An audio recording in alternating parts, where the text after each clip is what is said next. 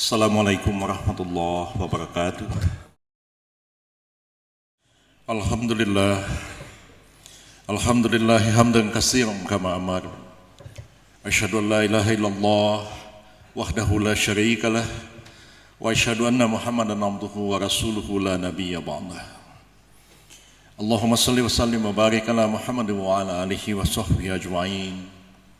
Amma ba'du fa ya ayyuhal ikhwan, ittaqullaha haqqa tuqatih wa la tamutunna illa wa antum muslimun wajahidu fi sabilihi la'allakum tuflihun. Faqala Allah ta'ala fi kitabihil karim, a'udzu billahi minasyaitonir rajim, bismillahirrahmanirrahim. Ya ayyuhallazina amanu idza nudiya lis-salati min yaumil jumu'ati fas'au ila dzikrillahi wa zarul bai'. Dzalikum khairul lakum in kuntum ta'lamun. Fa iza qudiyatis salatu fantashiru fil ard wabtaghu min fadlillah waskurullaha katsiran la'allakum tuflihun. Shadaqallahul azim. Saudara-saudara hadirin sidang Jumat yang berbahagia, barusan tadi saya membacakan firman Allah Subhanahu wa taala di dalam Al-Qur'an surat Al-Jumu'ah, yang kalau diterjemahkan ke dalam bahasa Indonesia artinya lebih kurang, hai orang-orang yang beriman, apabila telah tiba waktu bagi kalian untuk menunaikan fardu Jumat, maka bersegeralah kalian dan tinggalkanlah urusan-urusan perniagaan kalian. Sesungguhnya hal yang seperti itu adalah jauh lebih baik jika sekiranya kalian mengetahuinya. Dan apabila kalian telah selesai menunaikan fardu Jumat itu, maka bertebaranlah kalian di muka bumi dan carilah rezeki yang dikaruniakan Allah kepada kalian, dan banyak-banyaklah berzikir kepadanya. Mudah-mudahan kalian memperoleh keberuntungan. Dua ayat di dalam surat Al-Jumu'ah itulah yang diturunkan Allah SWT dalam periode Madinah, yang menjadi dasar bagi kita untuk menunaikan sholat Jumat seperti yang tengah kita kerjakan sekarang ini. Ayat itu dimulai dengan kata-kata, hai orang-orang beriman, bila telah tiba waktu bagi kalian untuk menunaikan fardu Jumat, maka bersegeralah kalian dan tinggalkan urusan-urusan perniagaan kalian. Awal ayat itu menggambarkan kepada kita bahwa hari Jumat itu adalah hari yang penuh dengan kesibukan, dengan kegiatan masing-masing. Dan hari Jumat itu memang bukanlah sebuah hari libur. Hari Jumat adalah hari yang penuh dengan kesibukan. Tapi jika telah tiba waktu menunaikan fardu Jumat itu, kita disuruh bersegera untuk menunaikan fardu Jumat itu dan meninggalkan kesibukan kita masing-masing. Oleh karena hari Jumat itu memang bukan hari libur, maka ayat itu mengatakan selanjutnya, fa iza qudiyatis sholatu fantashiru fil ard. Bila kalian telah selesai menunaikan fardu Jumat itu, maka bertebaranlah kalian di muka bumi dan carilah rezeki yang dikaruniakan Allah kepada kalian, dan banyak-banyaklah mengingat Allah. Mudah-mudahan kalian memperoleh keberuntungan. Jadi habis Jumat itu kita tidak disuruh istirahat. Kalau hari Jumat itu hari libur, pasti tidak ada kegiatan. Tapi bila telah selesai menunaikan fardu Jumat, kita disuruh bertebaran di muka bumi, mencari rezeki yang telah dikaruniakan Allah, dan kita disuruh banyak-banyak mengingatnya, dan kita dikatakan mudah-mudahan memperoleh keberuntungan. Beberapa negara Muslim di dunia ini menjadikan hari Jumat itu hari libur. Di Timur Tengah dengan alasan yang sangat sederhana, perlu ada libur mingguan sesuai dengan Konvensi Perburuhan Internasional. Lalu hari Minggu dijadikan hari libur di negara-negara barat, katanya karena hari itu adalah hari ibadat bagi orang-orang beragama Nasrani. Hari Sabtu adalah hari ibadatnya orang Yahudi. Lalu orang Islam katanya lebih baik libur di hari Jumat. Padahal hari Jumat itu bukan hari libur menurut ayat Al-Quran. Dan itu lebih banyak manfaat daripada mudaratnya. Tidak mungkin para pendahulu kita mendirikan Masjid Salman di ITB ini kalaulah hari Jumat itu hari libur. Karena tidak ada dosen datang, tidak ada mahasiswa datang ke kampus karena hari Jumat hari libur. Tidak perlu ada masjid-masjid di kampus-kampus, sekolah-sekolah, kantor-kantor, tangsi-tangsi militer, polisi, bahkan di istana kepresidenan, kalau hari Jumat itu adalah hari libur. Toh tidak akan ada orang sholat Jumat di sana, karena semua pegawai libur semua. Dan akan banyak orang menyelenggarakan kegiatan-kegiatan kekeluargaan, hari ulang tahun, pesta perkawinan, pada hari Jumat, karena hari Jumat hari libur. Banyak juga orang piknik keluar kota karena hari Jumat adalah hari libur. Tapi kalau hari Minggu hari kerja, maka umat Nasrani berhak untuk meminta didirikan gereja-gereja di kantor-kantor pemerintah, termasuk di kampus ITB ini. Karena bagaimana mereka mau beribadat kalau hari Minggu hari kerja. Jadi dari segi kepentingan dakwah Islamiyah, kepentingan yang jauh lebih besar, kepentingan umat, kepentingan bangsa, maka memang sesuai dengan nas Al-Quran, hari Jumat itu memang bukan hari yang libur. Kita memaklumi bahwa ajaran Islam itu mencakup segala hal, tidak memisah-misahkan dunia dengan akhirat, tidak memisahkan kehidupan pribadi dengan kehidupan sosial, dan juga tidak memisahkan agama dari negara. Cakupan yang luas itu memerlukan kebijakan, memerlukan pengaturan, pengawasan, dan implementasi yang memang akan ada di tangan mereka yang memiliki kekuasaan. Makanya Al-Quran mengatakan ati'ullah wa ati'ur rasul wa ulil amri minkum.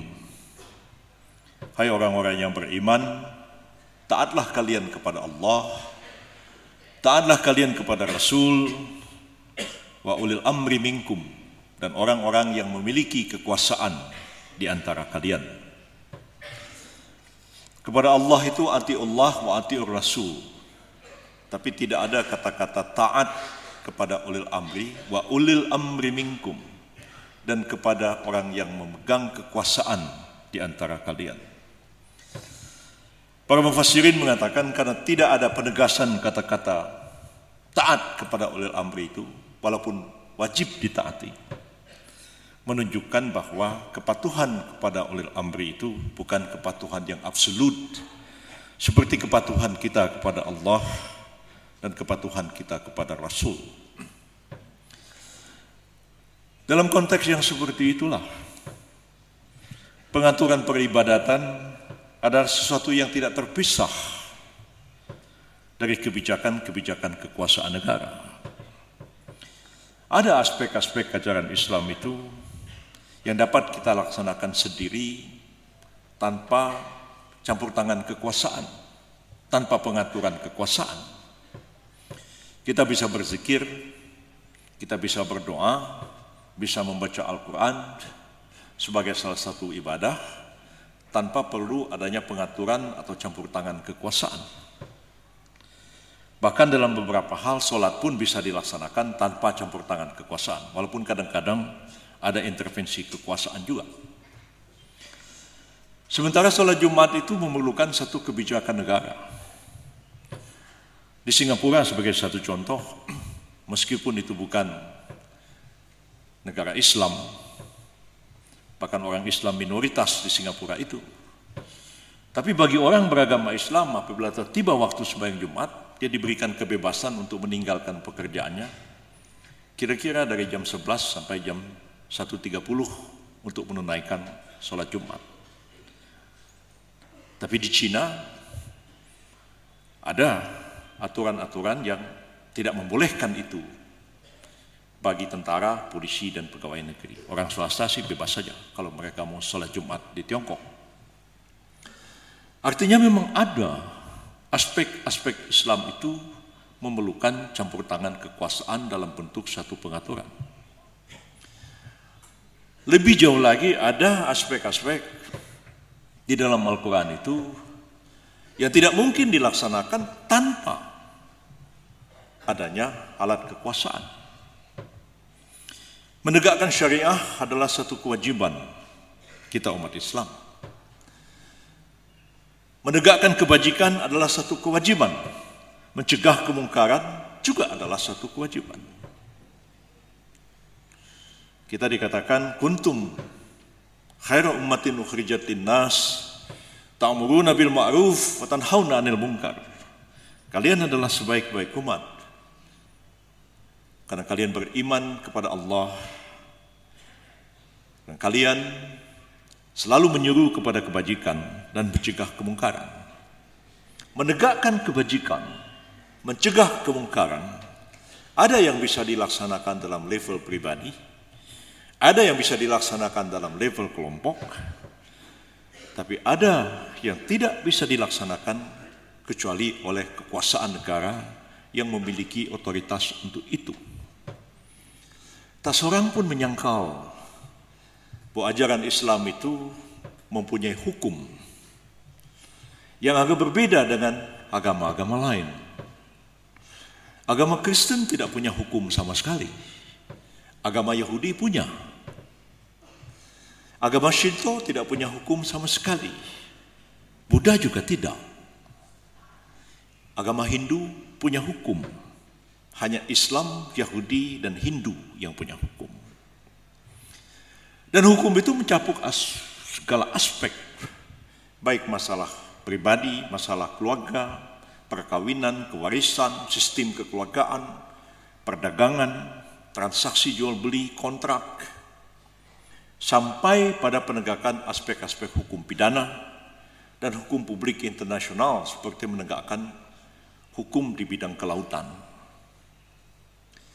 Andai kata malam-malam ada orang masuk ke rumah kita tanpa hak, mencuri harta benda kita.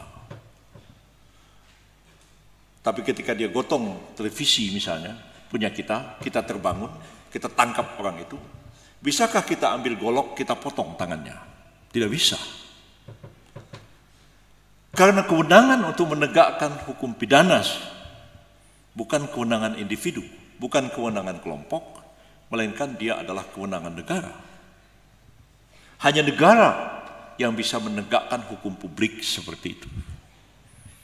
Karena itu, aspek-aspek syariat Islam yang antara lain mencakup aspek pidana seperti itu. Walaupun secara normatif dia tidak bisa langsung dilaksanakan, melainkan memerlukan satu transformasi dan formulasi. Bagaimana mentransformasikan syariah misalnya ke dalam hukum nasional Indonesia. Kita mau mengganti KUHP warisan Belanda dengan KUHP nasional yang baru misalnya, yang di dalamnya itu kita mentransformasikan kaidah-kaidah hukum Islam, kaidah-kaidah hukum adat dan sebagainya. Itu pun pada tingkat memformulasikan norma, kita memerlukan adanya kekuasaan politik. Karena yang berwenang membentuk undang-undang adalah Dewan Perwakilan Rakyat dan Presiden. Kalau Presiden dan DPR-nya tidak mempunyai semangat atau jiwa keislaman, tidak mungkin spirit syariat Islam akan masuk ke dalam KUHP nasional. Begitu juga peraturan perundang-undangan yang lainnya, belum lagi melaksanakannya. Itu juga memerlukan campur tangan kekuasaan. Makanya Syekhul Islam Ibnu Taimiyah mengatakan,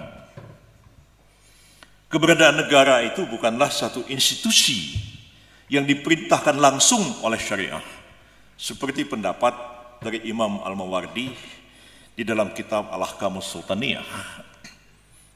Imam Al-Mawardi mengatakan negara itu wajib karena perintah syariah didasarkan atas ijma'. Setelah Rasulullah wafat, para sahabat berkumpul dan membentuk kepemimpinan yang dipimpin oleh seorang Amirul Mukminin yang belakangan disebut dengan istilah khilafat atau khalifah itu. Jadi kewajibannya berdasarkan ijma' para sahabat. Ibnu Taimiyah mengatakan tidak berdasarkan syariah. Tapi dia merupakan satu institusi yang perlu ada, sebab tanpa institusi negara itu, maka seluruh syariah itu tidak dapat dijalankan. Makanya kita kembali kepada kaidah dalam usul fikih yang mengatakan mala yatimul wajib illa bihi fahuwa wajib. Sesuatu yang wajib untuk dilaksanakan tapi tidak dapat terlaksana tanpa adanya faktor X sebagai alatnya, maka menciptakan faktor X itu adalah satu kewajiban pula. Karena itu tidak ada satu model Islamic State, negara Islam yang sama di dunia ini, baik dalam teori maupun di dalam prakteknya.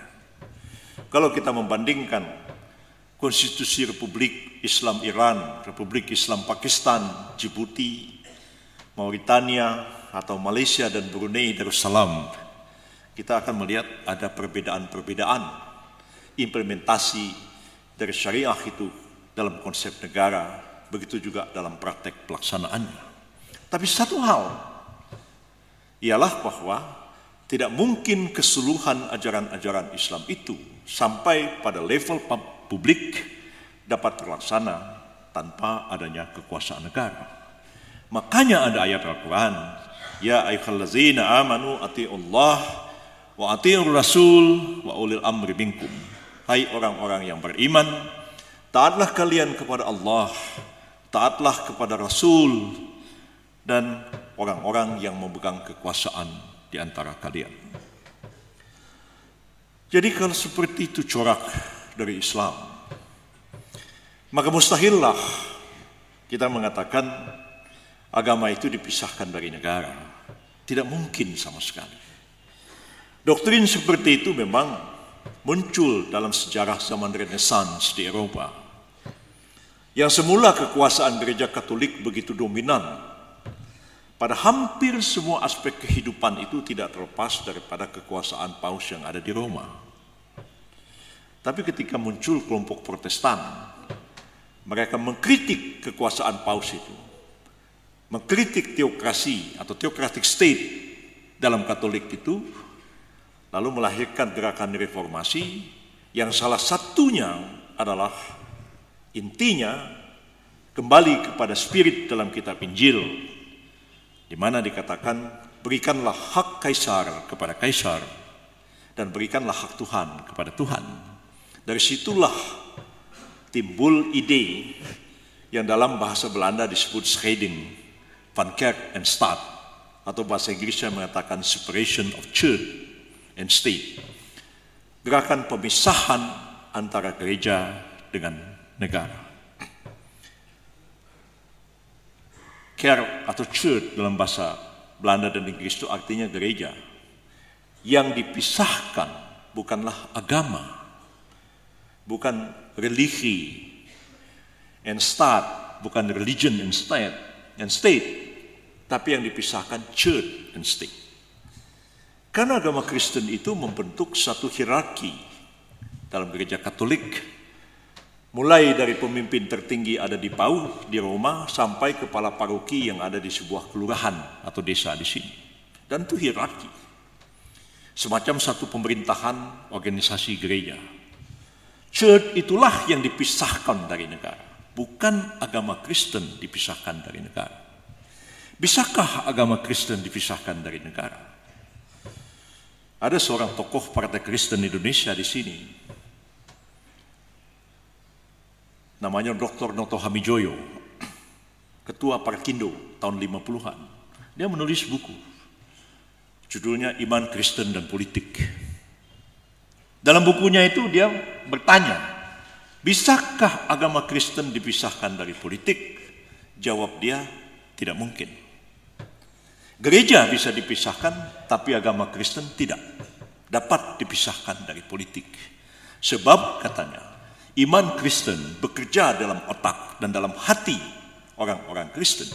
Dan orang Kristen itu terlibat dalam politik, maka agama akan mempengaruhi hati dan mempengaruhi pikirannya.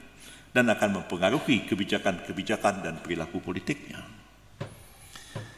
Ketika ditanya kepada kelompok Islam, maka menjawablah almarhum Profesor Zainal Abidin Ahmad dalam bukunya Membentuk Negara Islam.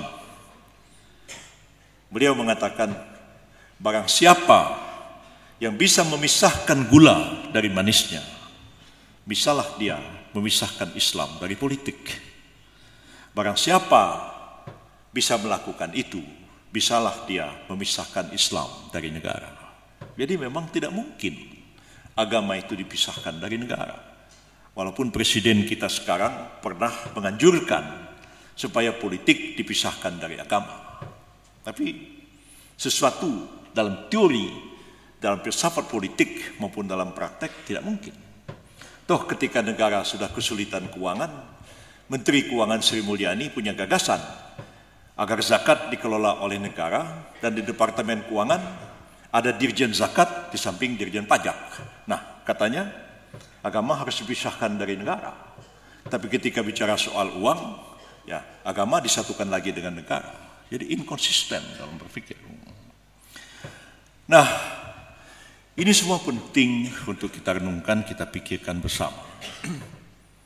Khususnya bagi kita kaum muslimin, kita yang hadir di sini, kaum intelektual, saintis, calon-calon intelektual, calon-calon saintis untuk berpikir lebih jauh, melihat masyarakat, bangsa dan negara kita sekarang dan di masa depan. Sebab Islam itu telah, sedang, dan akan terus memainkan peranannya dalam kehidupan masyarakat Indonesia ini. Walaupun dia bisa mengalami pasang surut. Komunisme pun, walaupun dikatakan sekarang komunis tidak relevan dengan perkembangan zaman, tapi dia punya akar-akar historis dalam satu gerakan politik di sini. Buya Syafi'i ketika ditanya, bosan saya dengan isu PKI. Tapi ketika ditanya, masih bisa hidup nggak Buya? Oh, masih bisa hidup. Kalau negara menciptakan kesenjangan. Nah, jadi kan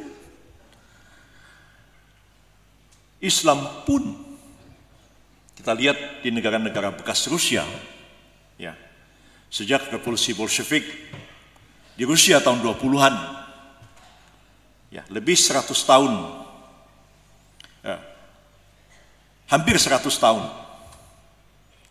revolusi komunis dijalankan di sana. Di Tiongkok juga revolusi kebudayaan berjalan. Islam itu hampir habis. Tapi begitu komunisme runtuh, atau kebijakan liberal dijalankan di Cina, orang-orang Islam itu timbul kembali kesadaran keislamannya. Walaupun tidak tahu sholat itu berapa kali sehari pun sudah tidak tahu. Tahu ada bulan puasa ada, tapi kapan puasa itu pun sudah tidak tahu. Tapi ketika ada kesempatan lagi, mereka kembali lagi. Kewajiban kita lah untuk menjaga semua ini, supaya Islam itu tetap menjiwai kehidupan, bukan saja kehidupan pribadi, keluarga, masyarakat, bangsa, dan kehidupan negara kita. Tanpa kita mempersoalkan apakah kita bukan negara Islam, bukan apa, itu persoalan lain. Ya. Dengan negara Republik Indonesia seperti sekarang ini pun, dengan UUD 45 yang ada sekarang ini pun,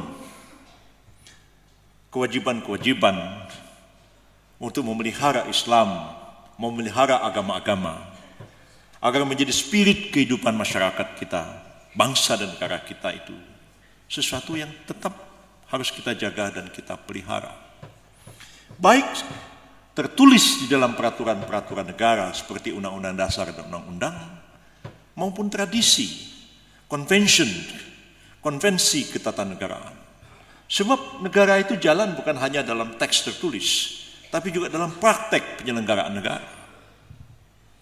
Misalnya, sebagai satu contoh, sejak tahun 1950,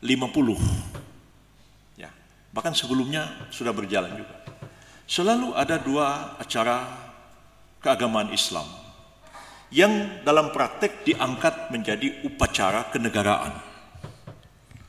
Upacara kenegaraan itu artinya apa?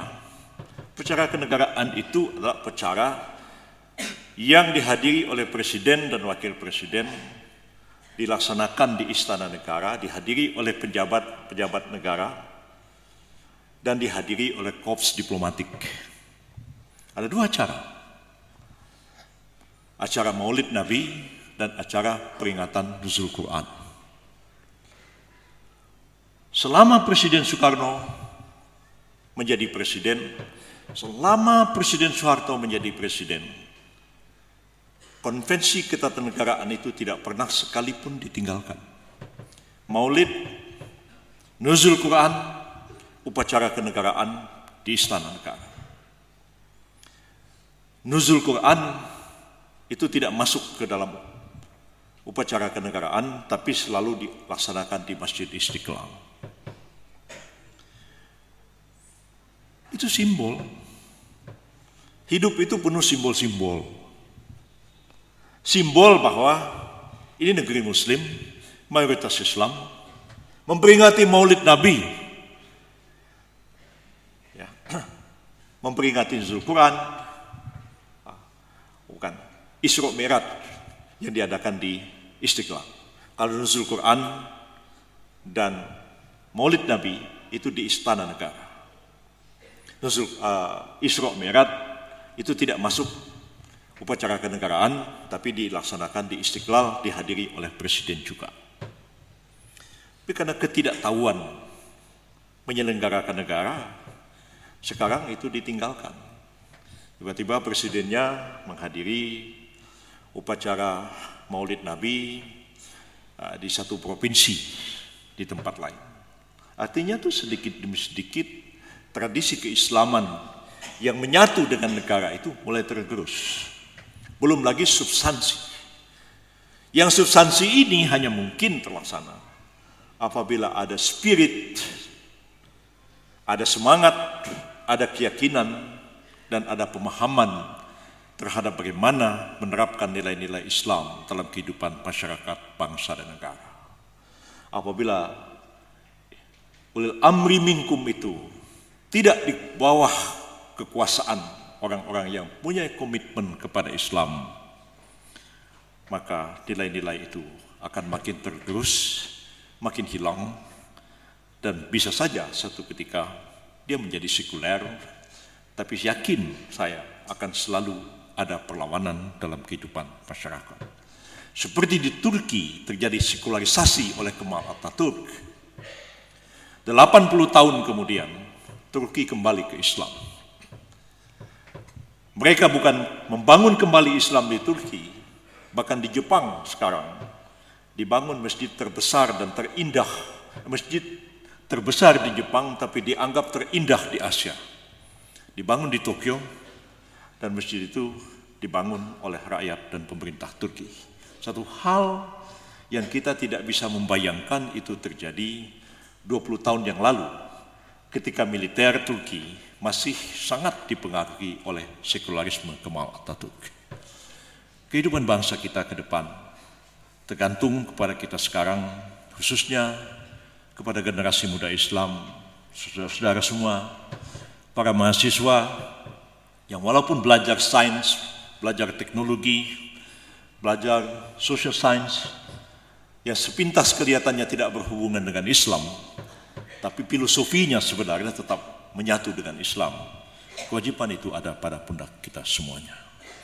Mudah-mudahan Allah SWT akan memberikan rahmat, taufik dan hidayahnya kepada kita semua di hari Jumat yang mulia dan penuh barakah ini. Barakallahu li wa lakum fil Qur'anil azim wa nafa'ani wa iyyakum bima fihi minal ayati wasiqil hakim. Wa taqabbal minni wa minkum tilawatahu innahu huwas samiul alim. Aqulu qouli hadza fastaghfirullahal azim li wa lakum wa lisairil muslimina wal muslimat wal mu'minina wal mu'minat fastaghfiruhu innahu huwal ghafurur rahim.